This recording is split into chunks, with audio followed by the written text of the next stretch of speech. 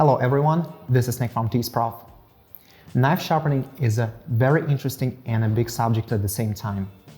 And if you are at the very beginning of it, sometimes it's difficult to answer the questions on your own. So for this video, we've decided to systemize some basic knowledge about knife sharpening and highlight top 10 must-know things for beginners. We've divided this video into two parts. The first one will be mostly about knives themselves, sharpening angles and stills. And in the second video, we will touch upon stones, abrasive materials, bindings, and liquid coolings. Let's get started. Before beginning to understand what knife sharpening is, one very important question should logically arise about purpose of this or that knife.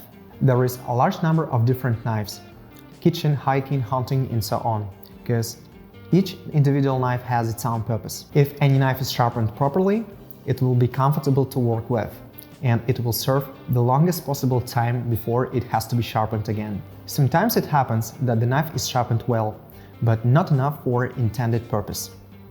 The result can be a bad cut or a rapid blunting. For general understanding, let's define some standard components and parts of an outdoor and kitchen knife. Depending on the purpose, some design details vary slightly. For example, some tourist and hunting knives sometimes have other distinctive features depending on the purpose and design of the knife. The geometry of the blade determines the overall quality of knife's cutting and its ability to cope with a particular task.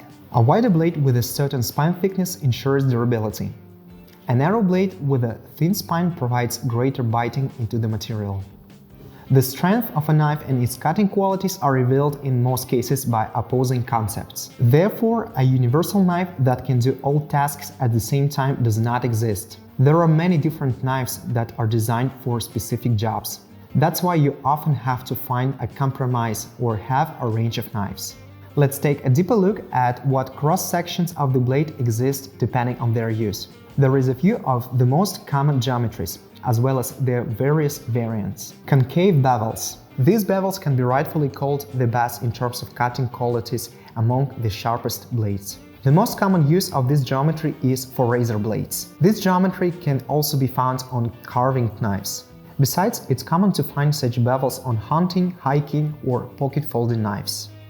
The good thing about using a knife with such bevels is that it will last longer before its secondary bevels begin to increase in size. The high level of sharpness also suggests that such knives should be only used for slicing food or cutting thin materials. Dangerous razors are the clearest proof of the capabilities of blade with such bevels. In some cases, deep cuts with such knives are not entirely comfortable because the blade can get stuck. The cutting edge of the blade with this geometry is more sensitive to lateral stresses compared to bevels from the spine. In turn, both geometries strongly lose in terms of strength of the bevels to the blade with convex secondary bevels and convex primary bevels, or full convex. Bevels from the spine with secondary bevels, or so-called full flat grind. With this type of bevels, the name speaks for itself. The bevel starts from the spine and form a plane across the entire width of the blade. Most often, knives with bevels from the spine with secondary bevels are made for kitchen, hunting, and hiking purposes. Bevels from the spine are good compromise in comparison to concave and convex bevels, and provide high cutting efficiency with minimal effort. The disadvantage of this geometry compared to concave bevels is that it is less aggressive when slicing or cutting thin materials.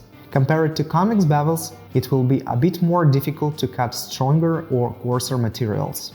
Convex bevels. This geometry is based on a smooth curve of the bevel's line from the bevel to the cutting edge, with no secondary bevels. Such a shape of bevels is very suited to tourist knives due to the nature of their use. The obvious advantage of such a blade will be in the high strength of the cutting edge and the high performance in cutting hard materials, showing good retention of the cutting edge, and in that sense it's similar to an axe. In particular, it cuts wood and meat well, but pricks other food, not cuts it. In other words, any kitchen knife will be better in this case.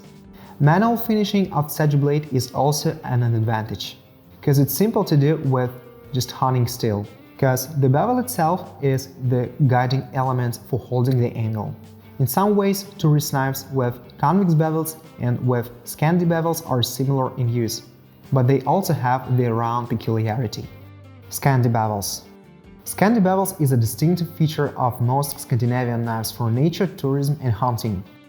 Quite often the geometry of the blade is shaped by the transition of the bevels from the blade at 50–75% of the blade width directly into the cutting edge. When hunting, the angle of such a blade does not change. Such knives are convenient for whittling or wood carving. Cutting hard materials with such knife is not very convenient, but quite possible. The durability of the cutting edge mostly depends on the initial sharpening angle. The advantage of this type of bevels is that it's easy to control the angle when hunting manually. However, with large bevels, this is a plus and minus because a significant amount of metal must be removed from both sides of the blade. Of course, it's easier to do with blades made of soft steels. Powdered steel with high hardness is extremely difficult or almost impossible to sharpen manually. Single bevel. This kind of bevels are most common in woodworking tools and leatherworking knives. A straight edge is formed on one side of the blade, sometimes with a slight secondary bevel. On the other side of the blade, only a slight finish is made and the plane remains flat. Due to the growing popularity of Japanese knives, one-sided kitchen knives have emerged. They are intended for precise long cuts of raw fish and slicing vegetables. These knives are simple to sharpen manually because it's easy to control the sharpening angle and the cutting edge turns out neat and very sharp. It requires certain skills to work with this knife, because blade can move sideways. In addition, different knives are used for right-handed and left-handed people. Cutting efficiency directly depends on the quality of the cutting edge, which is defined by the angle of convergence of the plane of bevels or secondary bevels. The correct sharpening angle depends on each knife individually, depending on its purpose and blade geometry.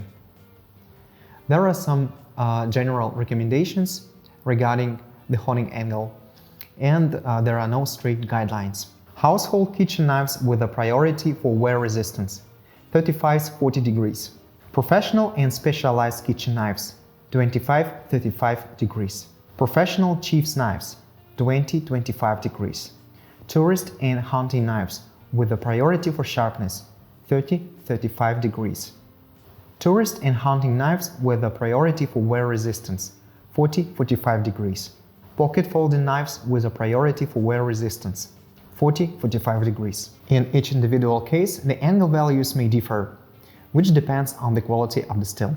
The methods of keeping and controlling the angle are directly related to the concept of the sharpening angle, and they differ significantly in manual sharpening and in honing with various devices. Each knife starts with steel. Its quality, functionality, durability depends on it. It is still what determines the knife's value. Let's consider its key characteristics.